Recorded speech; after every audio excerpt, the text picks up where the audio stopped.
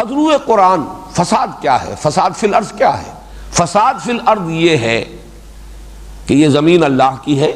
اللہ ہی اس کا حاکم حقیقی ہے، اللہ ہی کی مرضی کے مطابق یہاں انسان کو زندگی گزارنی چاہیے، یہ ہے اصل میں حق، یہ ہے امن۔ اس کے خلاف جو روش بھی ہے وہ فساد ہے، وہ بغاوت ہے۔ ایک شخص خود بادشاہ بن کر بیٹھ گیا ہے، اپنی مرضی کا مالک۔ ایک شخص جو اپنی مرضی کا مالک ہے وہ بھی گویا کہ خدائی کا دعویٰ کر رہا ہے، وہ خدائی کا مدعی ہے کہ یہ وجود میرا ہے، اس پر میری مرضی چلے گی،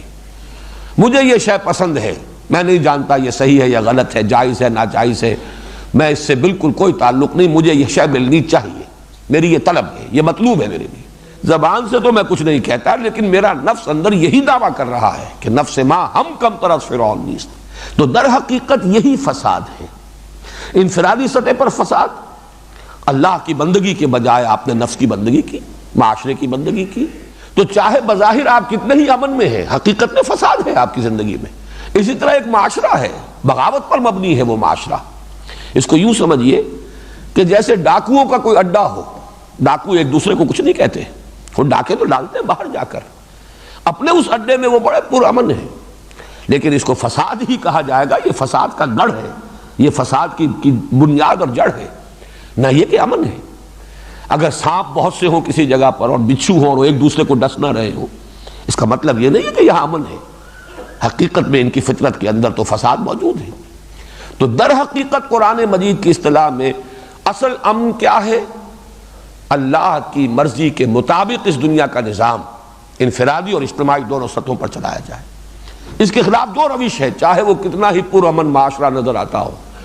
امریکہ کا معاشرہ نظر آتا ہو کہ صاحب بڑا امن ہے وہاں،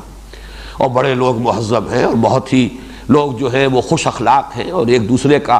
بڑا پاس اور لحاظ کرنے والے ہیں، لیکن جنہیں یہ معلوم ہے کہ کس طریقے سے پوری دنیا کی ایکسپلائٹیشن جو ہے، لوگوں کی محنت اور مزدوری سے کمائی ہوئی دولت کس طریقے سے کھینچ رہا ہے امریکہ، خون چوس رہا ہے یہ پورا استعمار، انہیں معلوم ہے کہ اصل میں یہ تو ڈاکو ہے، یہ امپیریلزم، یہ تو ڈاکہ ہے، پوری نوع انسانی کے اوپر ڈاکہ ڈالا جا رہا ہے، چاہے اپنے ہاں یہ ڈاکوؤں کا اڈا ہے جس میں کہ انہوں نے امن فراہم کیا ہے۔ اب اگر کہیں فساد ہے،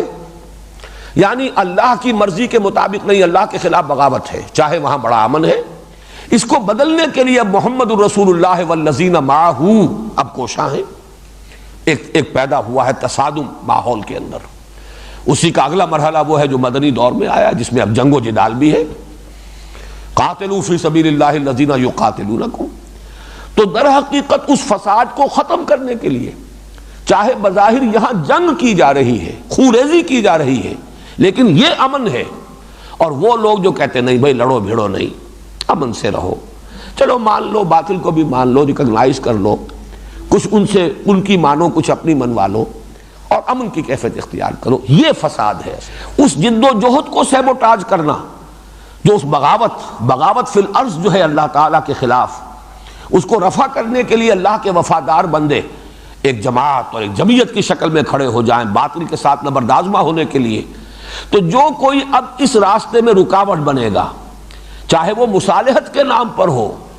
چاہے وہ صلح کل ہونے کے اعتبار سے ہو، چاہے وہ کہا جا رہا ہو کہ یہ لڑنا بھیڑنا کیا ہے، رواداری ہونی چاہیے، بڑے خوشنما عنوانات ہوں، لیکن حقیقت میں یہ فساد ہے۔